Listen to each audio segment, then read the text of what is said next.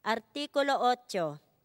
Lahat ng grupong pangrelihiyon ay pantay-pantay ayon sa batas. Lahat ng grupong pangrelihiyon bukod sa Katoliko ay may karapatan na magbuo ng kanilang sariling batas na hindi magiging lihis sa batas ng Italya.